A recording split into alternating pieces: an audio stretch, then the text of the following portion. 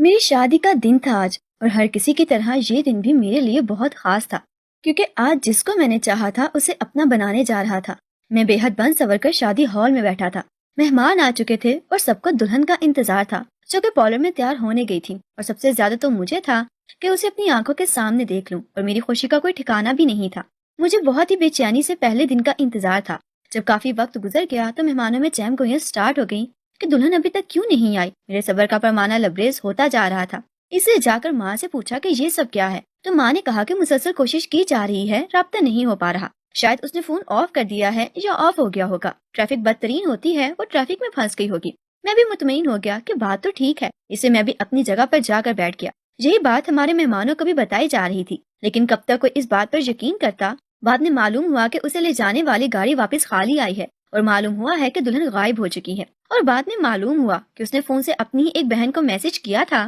کہ میں شادی نہیں کرنا چاہتی، میں جا رہی ہوں۔ اسے وقت میں دلہن کا غائب ہو جانا دونوں خاندان کی بے عزتی سمجھی جاتی ہے، اور میری کزن جو کہ یتیم تھی اور ابھی صرف 12 سال کی تھی، اسے تیار کر کے دلہن کی جگہ پر بٹھا دیا گیا۔ میں اسے نکاح پر بالکل بھی تیار نہیں تھا، لیکن وہاں پر موجود لوگوں کی زبان بند کرنے کے لیے اور اپنے خاندان کی عزت بچانے کے لیے، اور سب سے بڑھ کر ماں کی قسم دینے پر اس بچی سے نکاح پر تیار ہو گیا۔ اور میں نے بامشکل ہی اس موقع پر قبول کیا کہ الفاظ بولے، اور وہ ایک چھوٹی سی بچی تھی، وہ اتنا پروٹوکول ملنے میں خوش تھی، اور مجھے غصہ آ رہا تھا اس پر نہیں بلکہ اپنی ماں اور اپنی ممانی پر۔ وہ جانتی تھی کہ میں پورے 28 سال کی ہوں، اور وہ صرف 12 سال کی عمر میں اتنا زیادہ فرق ہے، اور وہ بالکل معصوم بچی ہے، اسے تو شادی کے تقاضے بھی نہیں معلوم ہوں گے۔ لیکن عزت بچانے کے لیے میں خاموش رہا، اور اس لیے میں سب کو ہی مسکرا کر ملنے لگا۔ بہت سے لوگوں نے اس پر باتیں بنائی، لیکن نہ جانے میری ماں اور میری مامی نے کیا کہہ کے بعد میں اس نازک بدن لڑکی کو سٹیج پر لا کر بٹھا دیا۔ اس کے بعد ماحول خوشگوار ہو گیا، اور دکھاوے کو مجھے بھی اپنی دلہن کے ساتھ بیٹھنا ہی پڑا۔ اس کے ساتھ بیٹھنے پر مجھے عجیب سے خیالات آ رہے تھے،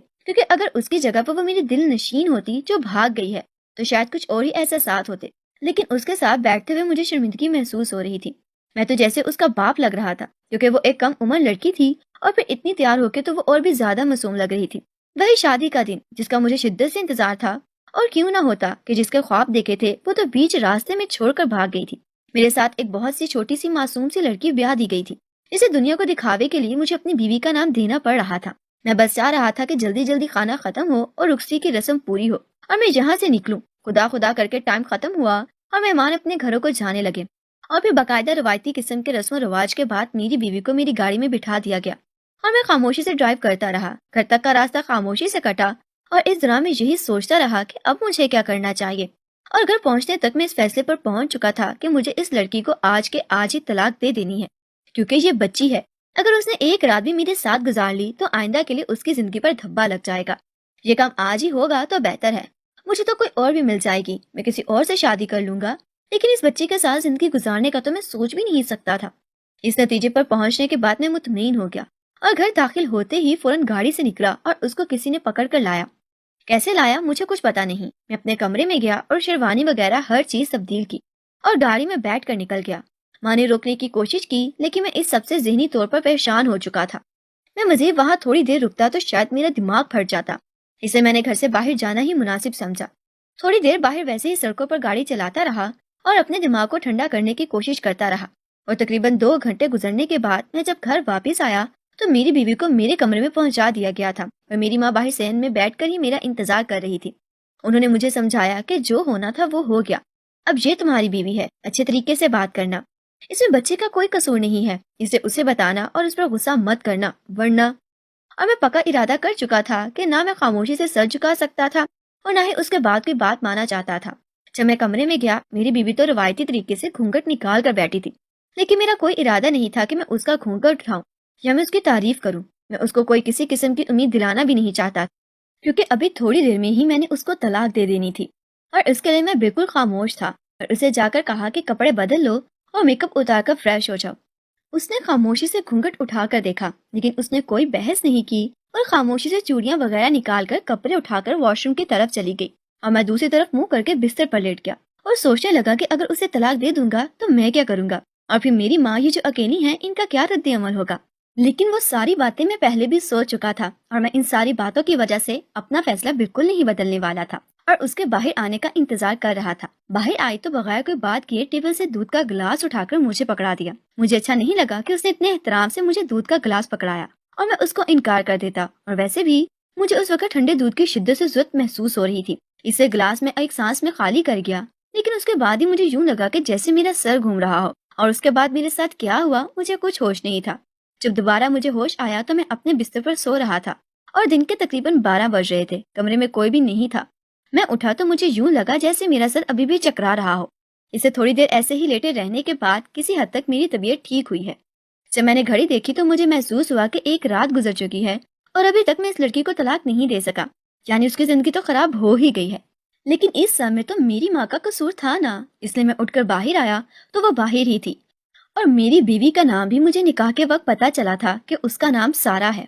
ورنہ میں تو ہمیشہ سے اسے گڑیا ہی کہتا تھا۔ وہ میری ماں کے پاس بیٹھی ہوئی تھی۔ جب باہر گیا تو اس نے فوراً مجھے سلام کیا۔ ماں نے مجھ کو پاس بٹھا کر پیار کیا کہ تم نے میری بات کی لاج رکھ لی ہے، میں تم سے بہت خوش ہوں۔ مجھے دودھ پینے کے بعد کچھ ہوش نہیں تھا کہ کیا ہوا ہے، بس حیران نظروں سے دیکھ رہا تھا۔ تو ماں نے کہا کیوں ناراض ہو رہے ہو، یہ میری بھتیجی ہے اور بالکل بچی ہے، اسے مجھے ایک ایک بات بتائی ہے کہ تم نے اس کا کتنا خیال رکھا اور کتنے پیار سے اس کے ساتھ پیش آئے ہو۔ مجھے تم سے یہی امید تھی، اور اب تم لوگوں کے لیے ناشتہ لگاتی ہوں۔ ماں کے جانے کے بعد میں نے اس سے پوچھا کہ یہ سب کیا ہے، میں تو اس کے بعد کچھ یاد نہیں ہے، اور تم نے ماں کو سب کچھ کیوں کہا، اور دودھ میں کیا تھا؟ اب وہ مجھے اس حالت میں دیکھ کر پریشان ہوگی تو مجھے نہیں پتا اس دودھ میں کیا تھا، لیکن دودھ پینے کے بعد آپ بیٹھے بیٹھے سو رہے تھے، اسے میں نے بڑی مشکل سے آپ کو سیدھا کر کے لٹا دیا، اور صبح ہی میں نے آپ کو اٹھانے کی بہت کوشش کی لیکن آپ اٹھے ہی نہیں۔ اسے میں خود ہی باہر آ گئی تھی، اور انہوں نے جب پوچھا تو میں ان کو کیا بتاتی، کیا تو ساری رات سوئے رہے؟ اسے میں نے کہا آپ بہت اچھے ہیں، اور ویسے بھی آپ تو بہت اچھے،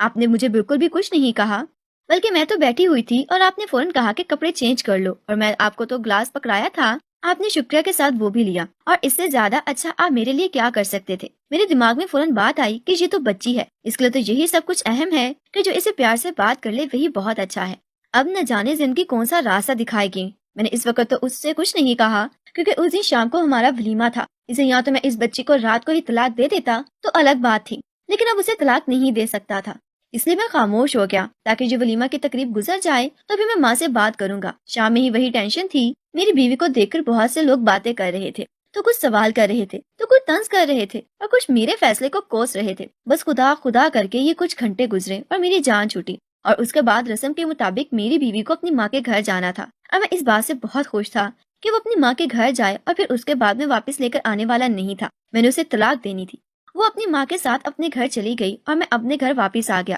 رات بہت ہو چکی تھی اور میں بہت تھکا ہوا تھا، اس لیے بستر پر لیٹ گیا، لیکن سجا ہوا کمرہ مجھے بہت کچھ یاد دلا رہا تھا، کیونکہ اس سے پچھلی رات تو میں نے کمرے کی خوبصورتی کو نوٹ ہی نہیں کیا تھا، کیونکہ مجھے تو کچھ ہوش ہی نہیں تھا۔ لیکن مجھے آج ماضی یاد آ رہا تھا کہ جب باپ کے مرنے کے بعد میں نے اپنی تعلیم کا خرچہ خود اٹھانا شروع کیا تھا، اور ہمارے حالات بہت ہی خراب تھے، لیکن تب ان حالات میں مجھے میری دوست ملی تھی جو ہر حال میں میرا ساتھ دیتی تھی، اور اکثر ہی وہ مجھے اپنی جیب خرچ میں سے جو ہو سکے دے دیا کرتی تھی، اور وہ دوست کوئی اور نہیں میرے چاچو کی بیٹی تھی۔ اور جب میں کالج میں تھا تب بڑی بہن کی شادی ہو گئی تھی، اور چھوٹی بہن میرے ساتھ ہی پڑھتی تھی۔ کافی امیر لوگ تھے، ان کا اپنا بزنس تھا، اس لیے وہ اکثر چپ کر سے میری مدد کر دیا کرتی تھی۔ ہم دونوں ساتھ ساتھ ہی پڑھے، اور کب دوستی پیار میں بدل گئی کبھی پتہ ہی نہیں چلا۔ لیکن جب یونیورسٹی ختم کرنے کے بعد عملی زندگی میں قدم رکھا تو چاچو کینسر کے مریض بن چکے تھے، اور چاچو کی بیوی تو پہلے ہی فوت ہو چکی تھی۔ بڑی بیٹی تو اپنے شوہر کے ساتھ ملک سے باہر ہوتی تھی، اس لیے جو میری دوست تھی وہ چاچو کو بھی سنبھال رہی تھی اور بزنس کو بھی، اور جب میرے اوپر مشکل حالات تھے تو اس نے میرا ساتھ دیا تھا،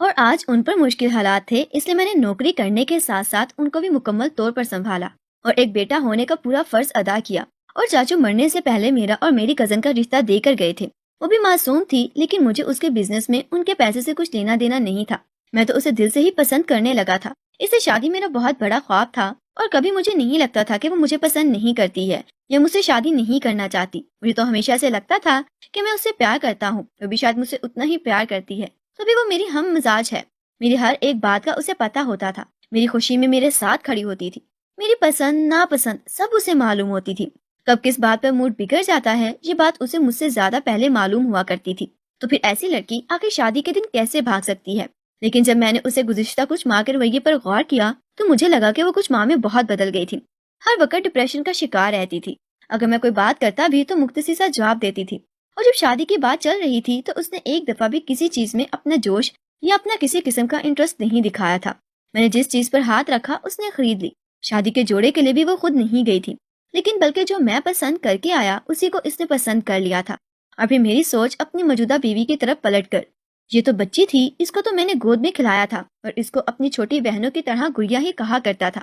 کیونکہ میری ممانی بہت نیک پرہیزگار تھی اور ان کا ہمارے گھر میں بہت آنا جانا تھا، اور ماموں کی وفات کے بعد ان کی جگہ ممانی کو نوکری مل گئی تھی، اس لیے کبھی آفس سے لیٹ ہوتی تو سارا ہمارے گھر ہی آتی تھی۔ اور رہی مجھ سے شادی کی بات، تو مجھے یقین تھا یقیناً اسے بھی میری طرح مجبور کیا گیا ہوگا، اور وہ معصوم بچی تھی، اسے تو یہ بھی معلوم نہیں ہوگا کہ اس کے ساتھ کیا ہو گیا ہے، اس کی پوری زندگی جو ہے وہ خراب ہو گئی ہے۔ پھر خیال آیا کہ کل رات تو وہ دلہن بنی تھی، خود تو دودھ ڈال کر نہیں لے کر آئی ہوگی، تو وہ دودھ کون لے کر آیا تھا؟ جس کے بعد میں بے ہوش ہو گیا تھا۔ نیند کی دوا دینے کا کیا مقصد تھا مجھے معلوم نہ ہوا، اور کچھ دن بھر کی جسمانی تھکان اور پچھلے کچھ 2 دن کی ذہنی تھکن نے مجھے جلدی سونے پر مجبور کر دیا۔ صبح جب میں اٹھا تو ناشتے کے بعد ماں نے کہا کہ آج تمہیں سسرال جانا ہے، رسم کے مطابق اپنی دلہن کو لے کر آنا ہے، لیکن میں نے صاف لفظوں میں کہہ دیا کہ مجھے اس بچے سے شادی قائم نہیں رکھنی ہے، اور میں اس کو طلاق دینا چاہتا ہوں، کیونکہ آپ بھی جانتی ہیں کہ وہ مجھ سے کتنی چھوٹی ہے اور وہ بھی پڑھ رہی ہے، اس کے سامنے پوری زندگی پڑی ہے، اور آپ لوگوں نے مجھ سے اس کی شادی کروا کر اس کے ہاتھ پاؤں باندھ دیے ہیں،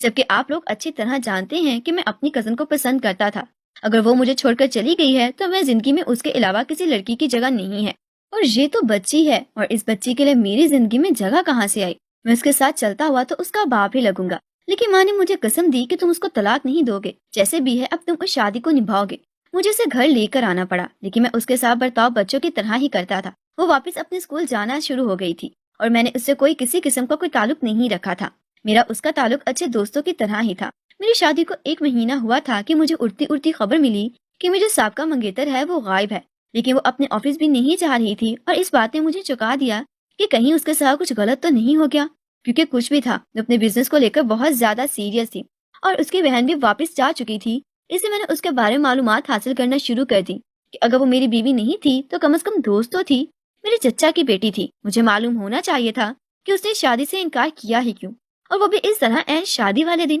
وہ اگر مجھ سے شادی نہیں کرنا چاہتی تھی تو پہلے بھی بتا سکتی تھی۔ اس سے اس کے آفس گیا تو معلوم ہوا کہ وہ حقیقتاً آفس نہیں آ رہی ہے، اور کسی کو کچھ پتا نہیں ہے کہ وہ کہاں ہے۔ یہ تو اچھا ہے کہ وہ جو مینیجر تھا اس کے باپ کا دوست تھا، اور اس نے سارا کچھ بڑے اچھے سے سنبھالا ہوا تھا۔ اور جب ان کے گھر کے پرانے ملازمین سے پتہ کیا تو معلوم ہوا میری کزن وہ شادی والے دن گھر سے پولر کے لیے ہی نکلی تھی، اور اس کے بعد آج تک واپس نہیں آئی، اور اس سے یہ بات بالکل واضح ہو گئی کہ میری کزن کسی مصیبت میں ہے، اور وہ شادی سے بالکل نہیں بھاگی ہے۔ مجھے خود پر افسوس ہونے لگا کہ میں اسے اچھی طرح جانتا تھا، تو مجھے یہ بات پہلے معلوم کر لینا چاہیے تھی، لیکن ابھی کچھ نہیں بگڑا تھا، اس لیے میں نے اپنے ایک دوست جو کہ ہم دونوں کا مشترکہ دوست تھا اور اب CSS کر کے پولیس جوائن کر چکا تھا، اس سے مدد حاصل کرنے کا فیصلہ کیا۔ میں جب اسے ساری بات بتائی تو اس نے مجھے پہلے برا بھلا کہا کہ تمہیں یہ بات پہلے مجھے بتانا چاہیے تھی، اب 1 مہینے سے کس مصیبت میں ہوگی وہ، لیکن فوراً ہی تلاش کام شروع کر دیا گیا۔ میں نے اس بارے میں گھر میں کسی کو نہیں بتایا تھا، کیونکہ ماں تو اس کا نام بھی نفرت سے لیتی تھی، اور کیوں نہیں لیں گی کہ جو لڑکی شادی کے دن بھاگ گئی ہو اس کو پیار کون کرے گا جہاں پیار سے بات کرے گا۔ اسے میری ماں بھی اپنی جگہ بالکل ٹھیک تھی۔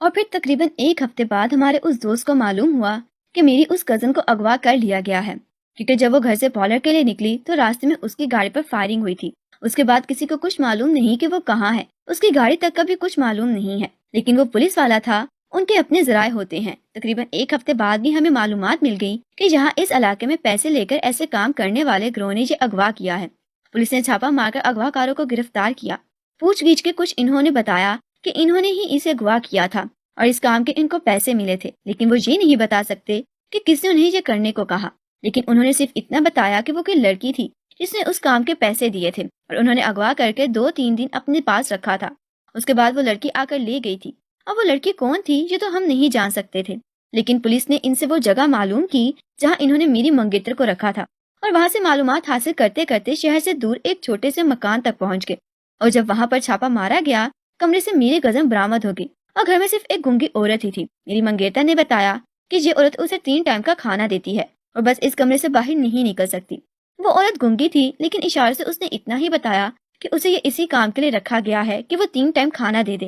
اور بس اس سے بات تو کر نہیں سکتی، اور ویسے بھی اس کی اجازت نہیں ہے، اسے ہر مہینے تنخواہ مل جاتی ہے۔ جب ہم نے سوال کیا کہ کس نے اس کو اغوا کیا ہے تو میری کزن نے بتایا کہ یہ میری بہن نے کروایا ہے۔ مجھے انتہا کی حیرت ہوئی، کیا اس کی بہن نے یہ سب کچھ کیا ہے، اور جبکہ اپنی بہن کو اغوا کروا کر واپس اپنے ملک جا چکی ہے۔ اس پر میری منگیتر نے بتایا کہ اس نے اپنی پسند سے شادی کی تھی۔ اس کی شادی کے وقت اس کو بابا نے جو جہیز زیور اور سارا کچھ دیا تھا، اس کے بعد یہ کہا تھا کہ تمہیں اب میری جائیداد میں سے کچھ نہیں ملے گا۔ اسے بابا جب فوت ہوئے تو انہوں نے اپنی وصیت میں سارا کاروبار بس میرے نام کر دیا تھا اور اسے کچھ بھی نہیں دیا تھا، اور اب وہ کاروبار میں اپنا حصہ چاہتی تھی۔ اسے وہ مجھے بہت دفعہ کہہ چکی تھی، لیکن میں اسے اس کا حصہ دینے پر تیار نہیں تھی کیونکہ میرے بابا سختی سے منع کر گئے تھے۔ وہ ویسے تو پاکستان آ نہیں سکتی تھی، اسے میری شادی پر یہاں آئی اور اس نے شادی کے دن ہی یہ کام اس لیے کر دیا کسی کو شک نہیں ہوگا اور سب یہی سمجھیں گے کہ میں شادی سے بھاگ گئی ہوں اور کبھی میرا پیچھا نہیں کرے گا، میرے بارے میں معلومات حاصل نہیں کرے گا، اور اس طرح جب میں بہت عرصہ منصر سے غائب ہوں گی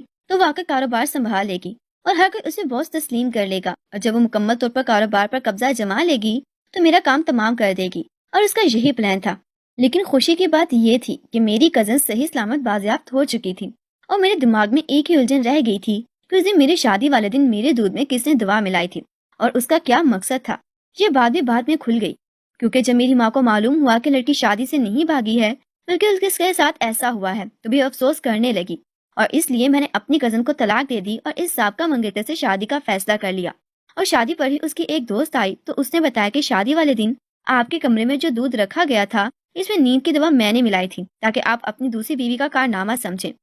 اور اس کے ساتھ کوئی تعلقات قائم نہ کریں، کیونکہ مجھے معلوم تھا کہ میری دوست ایسی نہیں ہے، وہ آپ سے بہت پیار کرتی ہے اور یہ تو کبھی بھی شادی والے دن بھاگ نہیں سکتی تھی۔ لیکن اس کے بارے میں نے اپنے طور پر معلومات حاصل کرنے کی کوشش کی تھی، لیکن مجھے کچھ معلوم نہیں ہوا، اسے چپ چاپ بیٹھ گئی۔ جو بھی تھا بہت غلط ہوا تھا، لیکن زندگی دوبارہ اپنی جگہ پر آ گئی تھی۔ لیکن میری ماں اور میری مامی کی جلد بازی کی وجہ سے سارا کی زندگی کافی حد تک خراب ہو چکی تھی، لیکن میں نے اور میری بیوی نے خود سے یہ عہد کیا تھا کہ اس بچے کی زندگی کو مزید خراب نہیں ہونے دیں گے، بلکہ اس کو اچھا پڑھائی لکھائیں گے اور ہمیشہ اس کو اپنی ذمہ داری سمجھیں گے، کیونکہ ہم اس بچے کے لیے ابھی یہی کر سکتے